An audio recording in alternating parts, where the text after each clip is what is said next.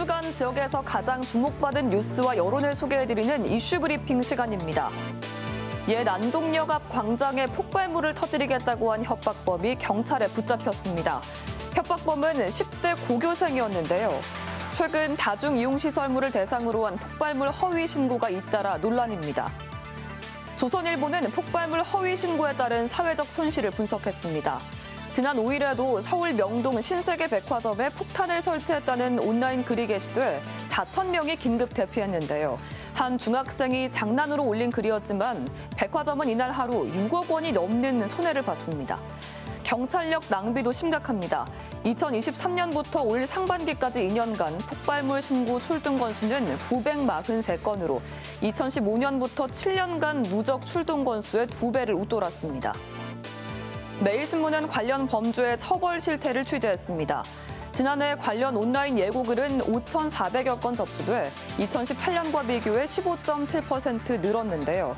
정부가 올해 초 공중협박죄를 신설했지만 처벌이 약하다는 지적이 나옵니다. 법 시행 뒤 전국에서 접수된 72건 중 검찰에 송치된 건 37명, 이 중 단 4명만 구속됐기 때문인데요. 특히 에이펙 정상회의가 코앞인 시점에서 잇따른 폭탄 테러 예고 등은 부정적인 영향을 줄 수 있다며 형사처벌과 별도로 민사적 책임도 물어야 한다는 전문가 의견을 함께 소개했습니다. 동아일보는 사설에서 강력한 처벌을 촉구했습니다. 최대 징역 5년인 공중협박죄는 외국과 비교해 법정형이 낮지 않은데요. 다만 해외에서는 법대로 실형을 선고하고 가짜 신고로 인한 출동 비용까지 전액 부담시킨다고 강조했습니다.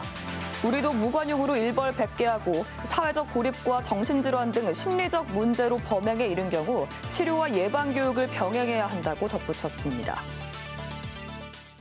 보건복지부 자료를 보면 지난해 6월 기준 공보위가 배치되지 않은 보건지소는 대구의 경우 8개 가운데 3개, 경북은 209개 가운데 82개였습니다.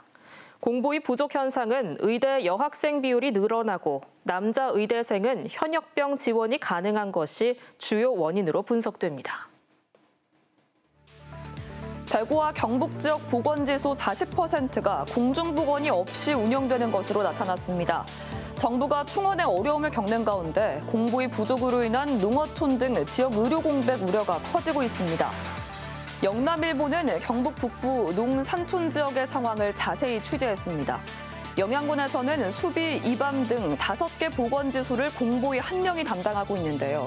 특히 전체 공보위 5명 중 내년에 4명이 전역하면 사실상 공보위 절벽 상태에 놓입니다. 청송군도 내년에 14명 중 6명이 전역하는 데다 소아과, 재활의학과 전문의는 충원이 사실상 불가능한 상황인데요. 청송군 의료원 관계자는 농촌에선 공보위 1명의 부재가 곧 의료 공백으로 인식된다며 순회 진료로 버티고 있지만 주민의 건강권 침해는 불가피하다고 밝혔습니다. 동아일보는 공보위 감소 원인을 분석했습니다. 보건복지부와 통계청 자료를 보면 전국 보건소와 보건지소에 근무하는 의사는 지난해 1,400명으로 10년 전보다 41.3% 줄었는데요. 급감 원인으론 의대생의 현역병 지원 증가가 꼽힙니다. 이성환 대한공보위협의회 회장은 공보위 복무 기간은 군사훈련 기간을 포함해 38개월이지만 육군 현역병은 18개월이라며 후자를 선택하고 싶어하는 경우가 많고 공보위에 대한 처우 개선도 더디다고 지적했는데요. 이외에도 지자체에서 의사를 채용하는 방법도 있지만 예산 부족과 지역 근무 기피 등으로 쉽지 않다고 덧붙였습니다. 국민일보는 사설을 통해 근본 대책의 필요성을 강조했습니다.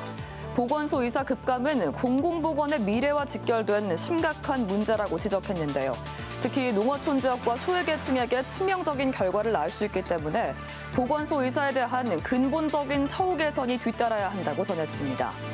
사명감을 가지고 일할 수 있도록 복무기간 단축과 급여 개선, 교육기회 제공 등 실질적인 보상과 지원이 제공돼야 한다고 덧붙였습니다. 공보위 감소는 단순한 인력 부족을 넘어 의료 취약 지역 주민의 생명과 직결된 문제입니다.